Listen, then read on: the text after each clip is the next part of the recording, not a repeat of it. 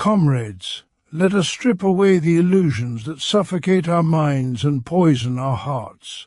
The society in which you live does not seek your joy, your creativity, or your freedom. It seeks only one thing: the extraction of your labor, the harvesting of your effort, and the conversion of your life into capital for the few who own what you produce. Every promise of fulfillment, every whisper of opportunity, every so-called reward is but a mirage designed to keep you chained to the machinery of exploitation. This is the truth hidden behind the facade of merit and individual achievement. Look around you. The factories, offices, and fields are not neutral spaces of productivity. They are instruments of oppression. You are told that to work harder, to sacrifice leisure and health, is your path to success. Yet the wealth you generate never enriches your life. It enriches the coffers of the capitalist, the owner, the parasite who thrives on the fruits of your labor. The more you produce, the less you own. The more you obey, the more invisible your existence becomes. This is not accident, it is design. Capitalism survives by converting human beings into mere cogs in a relentless machine, by transforming time, energy, and thought into profit, while leaving you empty, exhausted, and enslaved. Understand this: happiness under this system is a contradiction. It cannot exist as long as labor is exploited, as long as production is privatized, and as long as the few command the many. The system does not care if you laugh, if you create, if you dream. It wants only the sweat of your brow and the surrender of your autonomy. Your desires, your passions, your very lives are subjugated to the abstract logic of capital. Every moment not spent producing is a moment not contributing to their wealth, and so you are trained, conditioned, and coerced into accepting a life of endless toil, punctuated by illusions of choice and freedom. Yet, there is power in recognition. When the working class sees the machinery of oppression for what it truly is, when it grasps that the wealth of society is built entirely upon the backs of laborers, a spark is lit that cannot be extinguished. The factory worker, the clerk, the farmer, the nurse, the teacher, each of you holds within your hands the means of creation, the source of social wealth, and the instrument of revolution. The system fears this realization, for it knows that once the workers unite in consciousness, once solidarity overcomes division, the foundations of exploitation crumble. History shows that the oppressed have always been invited to believe in illusions of fairness, while being denied control over the fruits of their labor. Capitalism reproduces itself by dividing the workers, by convincing you that your misery is personal, that your failure is moral, that your suffering is deserved. But these are lies. Poverty, insecurity, and oppression are structural. They are the natural outcome of a system designed to concentrate wealth in the hands of a few while the majority toil endlessly. Your chains are not personal, they are systemic. Comrades, the time has come to reject the false comforts of submission. To demand your rights within the system is not enough. Reform cannot liberate you, for reform only tempers the symptoms while leaving the disease intact. True emancipation requires organized struggle, collective consciousness, and the seizure of control over the very conditions of production. Only through unity, through the recognition of shared struggle, can the working class reclaim what has always been theirs, the right to determine the course of their lives, the right to work not for the enrichment of another, but for the enrichment of humanity itself. Rise, comrades. Recognize that the system, as promises of happiness, are deceitful, and that its demands for productivity are relentless. Arm yourselves with knowledge, with solidarity, and with courage. The more we produce under their rule, the more we see the inequities and the more we recognize our collective power. We hold the keys to a society where labor serves life, not capital, where work nourishes human needs, not profit, where our time and creativity belong to us, not to the insatiable appetites of a ruling class. Let this truth ring: the system fears your consciousness more than your rebellion, for the recognition of exploitation is the first strike against it. Unite, organize, and prepare to transform society. We are not merely workers, we are the creators of wealth, the bearers of human potential, and the agents of history. The machinery of oppression may stand tall, but it is sustained only by our obedience. Withdraw that obedience, and the foundations of their rule tremble. Comrades, let us not be seduced by the illusions of comfort or distracted by promises of incremental improvement. Our task is revolutionary, not reformist. Our demand is total, the liberation of labour, the emancipation of humanity, and the construction of a society in which production serves life, not exploitation. We are the majority. We are the source of all wealth. And when we unite, the system that seeks to cage us will crumble before the unstoppable force of our collective will. Under capitalism, the very essence of human life is subordinated to the relentless demands of production. Every aspect of existence, time, energy, intellect, and emotion is evaluated not by its contribution to human flourishing, but by its capacity to generate profit for the owners of capital. The system does not measure the richness of a day spent with family, the satisfaction of a creative endeavor, or the health of the mind and body. It measures output, efficiency, and productivity. The worker, as labor, is commodified, stripped of its humanity, and transformed into a tool for enriching those who neither toil nor contribute to its creation. Happiness, leisure, and personal fulfillment are seen as distractions, even obstacles, to the endless accumulation of wealth by a privileged minority. The capitalist ideology presents labor as a moral duty, as if the sacrifice of joy is a virtue, while masking the fact that this sacrifice is imposed, not chosen. From dawn until dusk, the worker is disciplined, coerced, and structured to serve the machine of production, a machine that has no concern for well-being, only for profit margins, quarterly returns, and the endless expansion of capital. The pursuit of productivity is elevated to the level of a social imperative, taught from childhood, reinforced in schools, glorified in media, and sanctified by law. The worker is made to feel shame in idleness, guilt in rest, and anxiety in moments not dedicated to output, inculcating a belief that personal worth is inseparable from labor. Meanwhile, those who extract value from the labor of others live in comfort and leisure, enjoying the very human pleasure denied to the vast majority.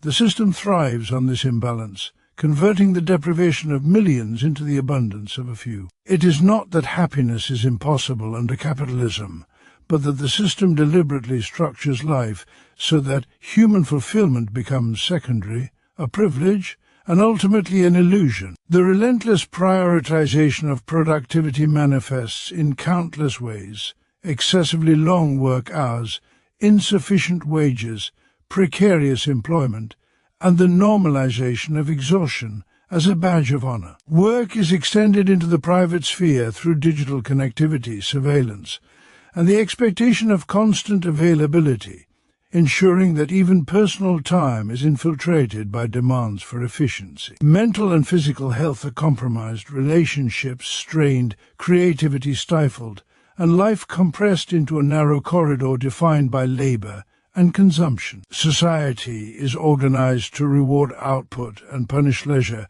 convincing the worker that to slow down is to fail, to rest is to betray, and to question the system is to be ungrateful. The ideology of capitalism reframes this oppression as freedom, claiming that individuals are free to choose their work, their hours, and their path, while systematically constraining options and imposing structural inequalities that make true choice impossible. Happiness is not forbidden, but it is subordinated, made contingent upon conditions over which the worker has little control. The system cultivates desire for material goods and social approval, channeling the human longing for fulfillment into endless consumption that enriches capital rather than nourishes the soul. Even leisure and pleasure are commodified, transformed into products and services to be bought and sold, reinforcing the principle that human value is tied to economic activity. The prioritization of productivity is not merely an economic principle, it is a social and psychological regime that shapes consciousness, molds aspiration, and disciplines behavior. People internalize the logic of capital, measuring themselves by output rather than joy, and accepting as natural what is in fact oppressive. Education trains workers to be efficient rather than critical, Culture celebrates achievement over well-being, and laws protect property and profit above health and happiness. This structure ensures that human life is subordinated to the imperatives of capital accumulation, rendering the pursuit of happiness secondary, fragile, and conditional. Those who attempt to resist, to claim time for reflection, creativity, or community are marginalized, labeled unproductive, and made to feel unworthy. The prioritization of productivity over happiness is thus both material and ideological, enforcing a social order in which wealth is concentrated, exploitation normalized, and human potential constrained. Every innovation, every policy, every social norm is filtered through the lens of efficiency and profitability, leaving the majority to navigate a world where their needs, desires, and pleasures are constantly compromised. In such a system, labor is not a means to human development, but an instrument of domination, a mechanism for converting life into value for others, and a relentless pressure that shapes thought, behavior, and society itself. Human happiness is neither irrelevant nor impossible, but under capitalism it is systematically subordinated to the imperatives of production, exploited in the service of capital, and made contingent upon participation in a system that thrives on extraction, exhaustion, and inequality. The wealth of society does not spring from the vaults of bankers, the offices of capitalists, or the hands of rulers. It is born in the labor of the working class. Every product that fills the markets, every building that rises from the ground, every service that sustains life is the result of human effort, ingenuity, and skill. It is the worker who tills the soil, who operates the machinery, who teaches the children, who nurses the sick, who turns raw materials into objects of value. Yet, though workers are the true creators of all wealth, they are denied its benefits, treated as instruments rather than individuals, and forced to surrender the fruits of their labor to those who contribute nothing but ownership. The capitalist system appropriates the product of labor, converting sweat, intelligence, and creativity into profit for a small elite, while the workers who produce the wealth remain impoverished, insecure, and dependent. The logic is relentless and simple. Labor generates value, but ownership of the product lies elsewhere. A loaf of bread, a car, a building, a machine, a book, every item carries within it the labor of many, yet the worker sees only a fraction of its value in wages, while the capitalist claims the surplus. This surplus value, the essence of profit, is extracted from the laborer. As effort, a direct measure of the exploitation inherent in the system. The more the worker produces, the greater the wealth accumulated by the capitalist, and yet the worker, as conditions often deteriorate. Wages stagnate, hours lengthen, and the insecurity of employment deepens, all while the accumulation of capital swells in the hands of the few. Exploitation is not hidden, it is systematic, structural, and necessary to the survival of capitalism. The worker is compelled to sell labor as a commodity, but the price of labor is never equivalent to the value it creates. This discrepancy is the heart of the system. The worker builds the wealth of society, and the capitalist appropriates it, sustaining inequality and reinforcing domination. Every technological innovation, every improvement in production methods, every increase in efficiency is celebrated as progress, yet it benefits primarily those who own the means of production, who reap greater profits, and who consolidate power, while the workers continue to toil under the same pressures, often with diminished security and dignity. The working class is thus trapped in a cycle of creation and deprivation.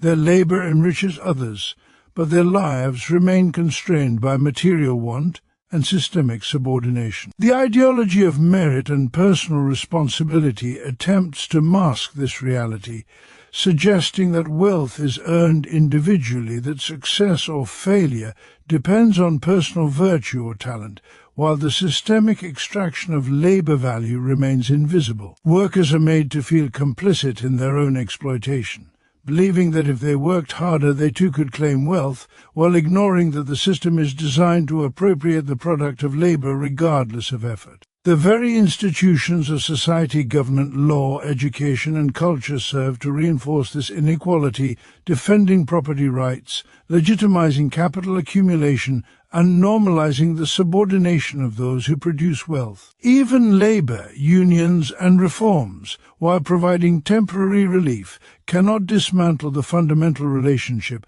the worker creates all wealth but is structurally barred from fully enjoying it. The capitalist system survives by making this exploitation appear natural, by obscuring the social relations that allow one class to live from the labor of another. Human labor is transformed into a commodity to be bought and sold, stripped of autonomy and constrained within the rules of profit. This exploitation is total. It defines living standards, shapes consciousness, determines life opportunities, and enforces dependence on wages that represent only a fraction of what the laborer contributes. Yet, the very fact that workers produce all wealth is also the source of revolutionary potential. It is a power that capitalists fear, the recognition that without the laboring class, production ceases, wealth disappears, and the system collapses. The unity of workers, their collective action, and their conscious assertion of rights over the means and products of labor is the key to overturning exploitation. History demonstrates that the appropriation of labor by the few is neither eternal nor justified. It is contingent upon the submission of the many. When workers awaken to their role as creators of all wealth, they see both the injustice of their deprivation and the power they hold to change the social order. The production of wealth is inseparable from the laborers themselves, and therefore the redistribution of wealth, the socialization of production, and the abolition of private appropriation are not abstract ideals but necessary outcomes of the recognition of exploitation. The working class is not merely a victim of capitalism. It is its engine, its life source, and ultimately its undoing. The more the workers produce, the more evident becomes the injustice of their subjugation, and the more undeniable their capacity to seize control, reclaim the value they create, and reconstruct society on principles of equality, collective ownership and liberation. The exploitation of workers, the theft of their labor, and the concentration of wealth. The hands of a few is not incidental. It is the structural necessity of capitalism, and its exposure is the first step toward dismantling the system and establishing a society where labor serves humanity rather than profit. Capitalism thrives not only through the extraction of labor and the accumulation of wealth, but through the cultivation of illusions, subtle yet pervasive, that convince the oppressed to accept their exploitation as natural, inevitable, and even deserved. Among these illusions, none is more powerful than the belief in merit, in the idea that success, wealth, and status are the result of individual talent, effort, or virtue. Workers are told that if they work hard, study diligently, and obey the rules, they will ascend the ladder of opportunity, attain security, and enjoy the rewards of their labor. Yet this is a lie, a carefully constructed ideology designed to obscure the real mechanics of power and exploitation. Merit is not a measure of value, it is a tool of control, a way to justify inequality, and a way to divide the very people whose collective strength could overthrow the system. While a few may achieve limited upward mobility, these instances are exceptional, celebrated as proof of the system's fairness, and used to mask the structural barriers that prevent the majority from escaping precarity. Behind the glittering examples of success lies a vast majority whose labor sustains society, yet whose lives remain constrained by insecurity, low wages, and systemic deprivation. The promise of merit convinces workers to compete against one another, to internalize their oppression, and to believe that failure is a personal flaw rather than a structural condition. Each individual sees themselves as responsible for their own position, failing to recognize that the rules of the game are rigged from the outset and designed to concentrate wealth and power in the hands of a few. Reform is presented as the solution, a way to correct the system's excesses without threatening its foundations. Minimum wages, workplace protections, social safety nets, and incremental policy changes are offered as evidence that the system cares for its citizens. But these reforms, while appearing benevolent, are designed to stabilize capitalism, to prevent revolt, and to pacify the oppressed.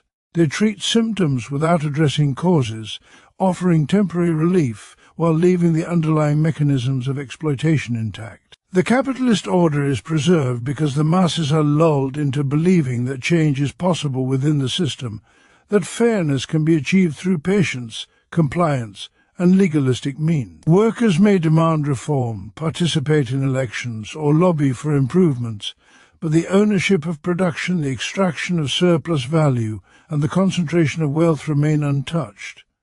These illusions serve another purpose. They divide the working class. By encouraging belief in merit, the system pits worker against worker, promoting jealousy, competition, and resentment, while the elite consolidates power. Those who achieve success are hailed as proof that the system is fair, while those who remain marginalized are blamed for their own circumstances. The promise of reform creates hope without empowerment, presenting incremental improvements as sufficient while discouraging radical transformation. It teaches workers to negotiate within a framework of oppression rather than challenge the framework itself, convincing them that revolution is unnecessary when adjustment is possible. The ideological function of merit and reform extends beyond economics into culture, education, and media.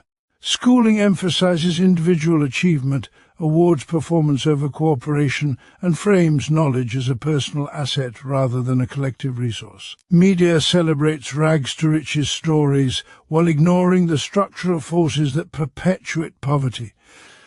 Political discourse promises progress without challenging property. Relations, masking systemic oppression behind rhetoric of fairness, opportunity, and social mobility. Workers are trained to accept inequality as natural, to measure themselves against a standard that is designed to disadvantage them, and to seek validation from the very system that exploits them.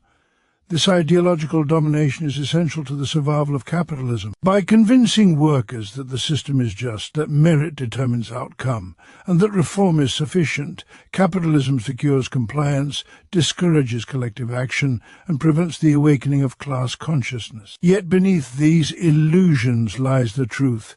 Systemic oppression is real, pervasive, and structural. It is the framework that allows a minority to accumulate wealth by exploiting the labor of the majority, and it cannot be dismantled through personal effort, competition, or minor reforms.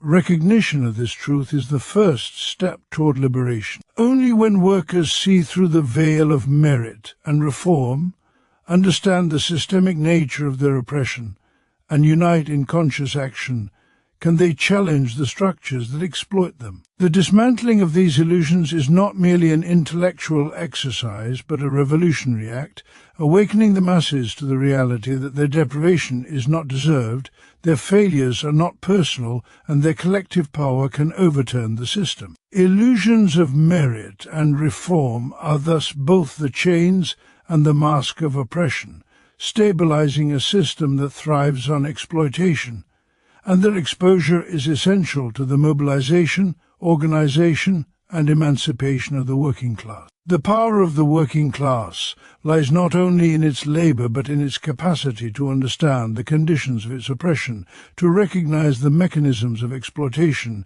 and to act together in pursuit of liberation. Collective consciousness is the awakening of the mind to the reality of social relations, the perception that the deprivation, insecurity, and suffering experienced by individuals are not personal failures, but the inevitable outcome of a system structured to exploit labor for the benefit of a few. When workers see themselves as isolated and powerless, the capitalist order thrives, for it depends upon division, ignorance, and submission. The ideology of merit, the illusions of reform, and the distractions of consumer culture all serve to fracture the consciousness of the oppressed, turning them against one another and convincing them that their struggle is solitary. Yet, When individuals recognize that their exploitation is shared, that their conditions are common, and that their interests align with those of their fellow laborers, a revolutionary potential emerges. Solidarity is the practical manifestation of this consciousness, the material expression of understanding that the liberation of one is tied to the liberation of all. Workers united in purpose can challenge the extraction of surplus value, resist wage suppression, and confront the structural inequalities that govern every aspect of their lives. Alone, the worker is subject to the whims of employers, the fluctuations of markets, and the constraints of poverty, but together, the laboring class wields a collective power that can reshape society. Solidarity transforms individual grievance into collective action, fear into courage, and exploitation into the impetus for revolution. It manifests in strikes, protests, mutual aid, and the organization of communities around shared struggle. The unity of the working class is not merely tactical, it is existential. Capitalism depends upon atomization, upon workers perceiving themselves as competitors rather than comrades, and upon the internalization of oppression as personal inadequacy. Collective consciousness shatters these illusions, revealing the structural realities that bind society, that wealth is produced collectively, that exploitation is systemic, and that power resides in the hands of those who control production, not those who labor. Understanding this reality allows the working class to strategize, to act, and to challenge the authority of capital with coherence and determination. It is through solidarity that workers can negotiate not only for better wages or conditions, but for the transformation of the system itself. Historical struggles demonstrate the potency of organized labor. Revolutions, uprisings, and social movements succeed when workers recognize their shared interests, coordinate their actions, and assert their collective strength. This consciousness is nurtured through education, dialogue, and shared experience, as workers come to perceive themselves not as isolated units, but as part of a social force capable of determining the future of society. Solidarity is reinforced through daily acts of cooperation, mutual support, and resistance against attempts to divide the working class along lines of race, gender, skill, or occupation. Capitalists exploit every division, but consciousness and solidarity are the countermeasures, creating a web of connection that cannot be easily broken. When the working class internalizes its collective power, it no longer measures itself against the standard of individual success defined by capital, but against the principles of justice, equality, and human liberation. The recognition that personal well-being is inseparable from collective well-being fosters empathy, mutual responsibility, and strategic unity. Workers learn that to fight for one is to fight for all, and to resist exploitation anywhere is to resist it everywhere. This is the revolutionary principle that transforms labor from a condition of oppression into a source of empowerment. The system fears this awakening, for a class that acts in unison cannot be ignored or subdued. Strikes, occupations, and organized resistance demonstrate the tangible power of solidarity, revealing that labor is not a commodity to be bought and sold at will, but a living force capable of reshaping economic, social, and political realities. Collective consciousness and solidarity also challenge the internalized oppression that sustains capitalism. Workers learn to reject narratives of personal inadequacy, shame, and competition, replacing them with shared understanding, mutual respect, and a commitment to common goals. Through this transformation, fear, isolation, and resignation are replaced by confidence, courage, and a sense of purpose. The laboring class becomes aware that its strength is inherent in its numbers, in its ability to coordinate, and in its potential to seize control over the means and products of production. Revolutionary change is not the product of isolated heroism, but of collective effort, disciplined organization, and the recognition that liberation is inseparable from unity. Consciousness and solidarity are inseparable, each reinforcing the other. Awareness of oppression fosters connection, and connection strengthens awareness. Together, they form the foundation upon which workers can resist exploitation, challenge inequality, and build a society in which labor serves life rather than profit, human need rather than accumulation, and collective liberation rather than private enrichment. Through collective consciousness and solidarity, the working class discovers that its power is not borrowed, delegated, or granted, but inherent, and that its organized action is the decisive force capable of overturning oppression and reclaiming control over society itself. True emancipation cannot be achieved through piecemeal reforms, charitable concessions, or the promise of gradual improvement within the structures of capitalism, for these structures are themselves the source of oppression, inequality, and exploitation. The extraction of surplus value, the concentration of wealth, and the subjugation of the working class are not incidental flaws of the system, they are its defining features. To liberate humanity, to restore dignity to labor, and to create a society in which human needs and potential are prioritized over profit, the very organization of production must be transformed. Production is not merely a technical process of converting raw materials into goods. It is the foundation of social relations, the arena in which power is exercised, and the mechanism through which wealth and privilege are distributed. As long as the means of production remain in private hands, as long as capital controls labor, and as long as profit dictates the organization of work, freedom is an illusion and emancipation a distant dream. The working class, which produces the totality of social wealth, remains alienated from the fruits of its labor. The tools, factories, land, and infrastructure that workers animate belong to others whose interests are diametrically opposed to the needs of the many. This separation between producer and product, between labor and control, is the source of systemic inequality. Revolutionary transformation of production requires the abolition of private ownership over the means by which society sustains itself. It demands the socialization of labor, the collective management of resources, and the organization of work according to human need rather than the arbitrary logic of profit.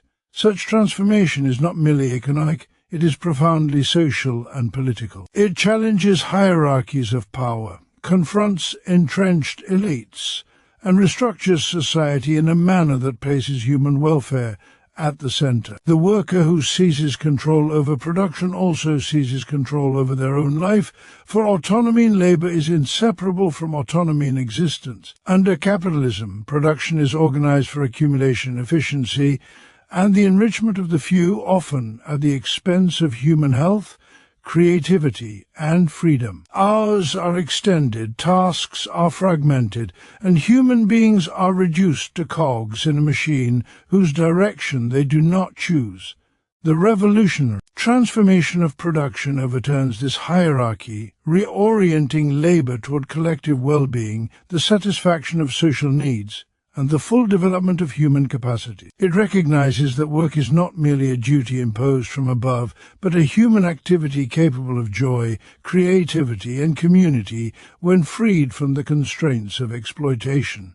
Moreover, such a transformation is inherently democratic. Decisions about production, what to produce, how to produce, and for whom cannot remain the privilege of an elite, but must be collectively determined by those whose labor makes society possible. Planning, coordination, and accountability replace coercion, hierarchy, and market arbitrariness.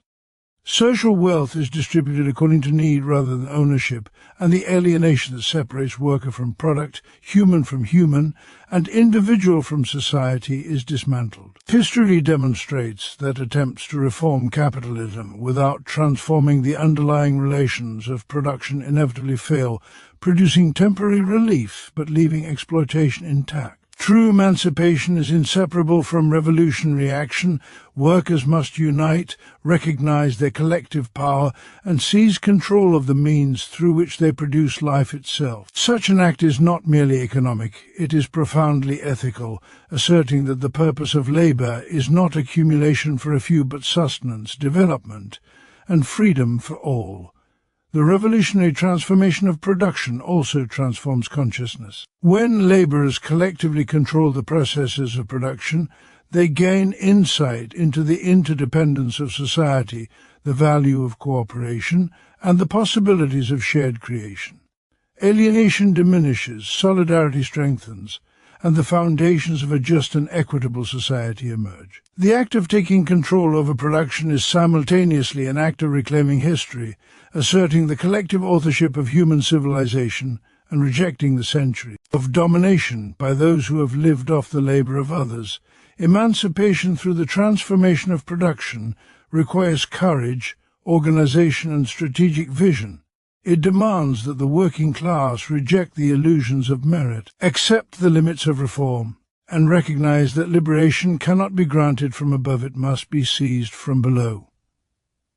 Only through this revolutionary act can society redirect labor from the accumulation of wealth to the enrichment of life, from exploitation to equality, and from alienation to human flourishing. In such a society, the products of labor belong to those who create them, the decisions about production belong to the collective, and the purpose of work aligns with human need, creativity, and dignity rather than profit. Revolutionary transformation is therefore both the means and the end, the process through which workers reclaim power, and the foundation upon which a free, just, and humane society is built. It is through this transformation that humanity can finally realize that labor is not a commodity, that wealth is not a tool of domination, and that freedom is inseparable from collective control over the conditions of life itself, the working class. The creators of all wealth possess within themselves the power to enact this transformation, to overthrow exploitation,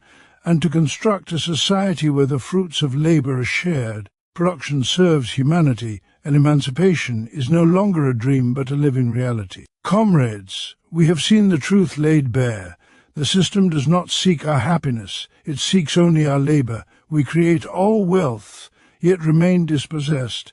Illusions of merit and reform chain us to submission. And only through collective consciousness and solidarity can we recognize our power.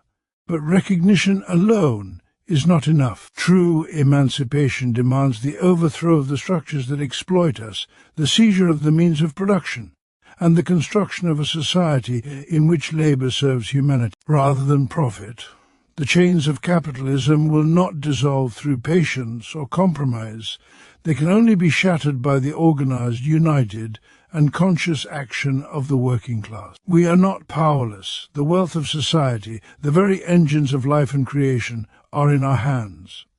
When we rise together, when we act in unison, no fortress of capital can withstand our force, no ideology can obscure our vision, no law can suppress our claim. The time has come to reject obedience masquerading as duty, to reject reform masquerading as justice, and to claim what has always been ours, control over our labor, control over our lives, and control over the destiny of society itself. Let us unite, organize, and act, for the emancipation of labor is the emancipation of humanity, and the revolution of the working class is the dawn of a new world where freedom, equality, and human dignity are no longer privileges but the right of all.